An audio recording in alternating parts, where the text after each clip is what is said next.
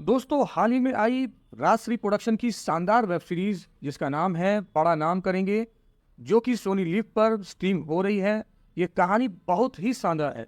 इस कहानी में प्यार है, तकरार है और एक बड़े राज का तड़का है। जब एक अरेंज मैरिज मीटिंग में टकरार दो ऐसे लोग जिनका अतीत पहले ही उलझा हुआ था, क्या ये रिश्ता जुड़ पाएगा या पुरानी बातें इसे तोड़ देंगी? जानने के लिए इस वीडियो को आपको पूरा देखना होगा। अगर आपको कहानी पसंद आए तो इस वीडियो को लाइक करें, शेयर करें और हमारे इस चैनल को सब्सक्राइब करना ना भूलें। तो चलिए कहानी को शुरू करते हैं। यह कहानी है ऋषभ की, जो एक बड़े व्यापारी परिवार से आता है। उसके परिवार की रतलाम में एक बहुत मशहूर मिठाई की दुकान थी। अब उसके घर वाले उसकी शादी की बात चला रहे थे, लेकिन ऋषभ अभी शादी के लिए तैयार नहीं था। वह पहले अपने फैमिली बिजनेस को और आगे बढ़ाना चाहता था, लेकिन उसके ताऊ जी का कहना था कि बिजनेस संभालने के लिए शादी करना जरूरी है। ऋषभ के पिता ने भी समझाया कि वह पहले भी कई रिश्ते बिना मिले मना कर चुका है, कम से कम इस बार लड़की का बायोडाटा देख ले, लेकिन ऋषभ ने इसे भी नजरअंदाज कर दिया। अब सीन बदलता है लड़की वालों के घर पर, जहां सुरभि और उसका परिवार ऋषभ और उसके घर वालों का इंतजार कर रहा था। सुरभि के पिता बहुत ही कूल इंसान थे, जबकि उसका भाई हमेशा टेंशन में रहता था। कुछ देर बाद ऋषभ अपने परिवार के साथ वहां पहुंच गया। सुरभि अपने कमरे में तैयार हो रही थी और नीचे दोनों परिवार आपस में बातचीत कर रहे थे। ऋषभ इस शादी में बिल्कुल भी इंटरेस्टेड नहीं था, लेकिन जब उसने सुरभि को देखा तो वह बस देखता ही रह गया। इसी बीच एक वेटर शराब का मेन्यू लेकर आ गया, जिस पर ऋषभ के ताऊ जी ने कहा कि उनके घर में कोई शराब नहीं पीता। सुरभि के पिता ने भी सहमति जताई कि शराब बहुत बुरी चीज होती है।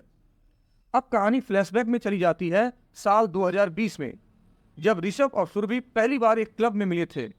ऋषभ अपने दोस्त के साथ था और सुरभि क्लब के मैनेजर से बहस कर रही थी कि उसकी पार्टी में सिर्फ 18 लोग आए हैं तो वह 20 लोगों के पैसे क्यों दे।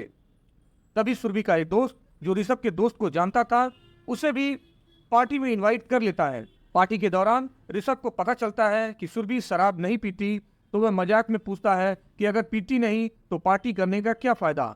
इस पर सुरभि उससे करारा जवाब देती है, जिससे ऋषभ थोड़ा चिढ़ जाता है। अब कहानी फिर से वर्तमान में लौटती है, जहां दोनों परिवार बात कर रहे थे कि उनके बच्चे मुंबई में रह रहे थे, लेकिन उन पर मुंबई का कोई असर नहीं हुआ। फिर कहानी दोबारा 2020 में चली जाती है, जहां ऋषभ अपने फ्लैट में अकेला था। उसने अपने होम हेल्पर चंपक को जल्दी बस पकड़ने के लिए भेज दिया और सिक्योरिटी गार्ड से डिलीवरी बॉय के बारे में पूछा। डिलीवरी वाले से ऋषभ ने महंगी शराब की बोतल मंगवाई थी, लेकिन उसकी पड़ोसी आंटी ने देख लिया और पूछने लगी कि उसने 12,000 रुपये का क्या मंगवाया। ऋषभ ने झूठ बोल दिया कि यह मंदिर का सामान है। रात को ऋषभ के घर पर पार्टी हुई, जिसमें उसने अपने बिजनेस आइडल सनी खंडेलवाल को भी बुलाया था। अब कहानी में ट्विस्ट आता है कि जब पार्टी में अचानक सुरभि और उसकी दोस्त भी पहुंच जाती है, न तो ऋषभ को पता था कि सुरभि आ रही है और न ही सुरभि को यह मालूम था कि यह ऋषभ की पार्टी है। दोनों एक दूसरे को बिल्कुल पसंद नहीं करते थे। जब दोस्तों ने सुरभि को शराब पीने के लिए कहा तो ऋषभ ने मजाक में कह दिया कि इसे मत कहो, इसका व्रत टूट जाएगा। इस पर गुस्से में आकर सुरभि शॉट्स पर शॉट्स लगाने लगती है। इसी बीच सुरभि ने ऋषभ का गिटार देखकर उसे चैलेंज किया कि यह सिर्फ दिखावे के लिए रखा है, लेकिन ऋषभ ने गिटार बजाकर सबको चौंका दिया और उसका गाना सुनकर सुरभि भी इंप्रेस हो गई। पार्टी आगे बढ़ती रही और इसी दौरान सरकार ने लॉकडाउन की घोषणा कर दी। सभी पार्टी से भाग गए, लेकिन सुरभि कहीं नहीं मिली। उसकी दोस्त को लगा कि वह चली गई होगी, लेकिन सुबह जब ऋषभ अपने बेडरूम में पहुंचा तो उसने देखा कि सुरभि वहीं थी। दोनों एक दूसरे को देखकर जोर से चिल्ला पड़े।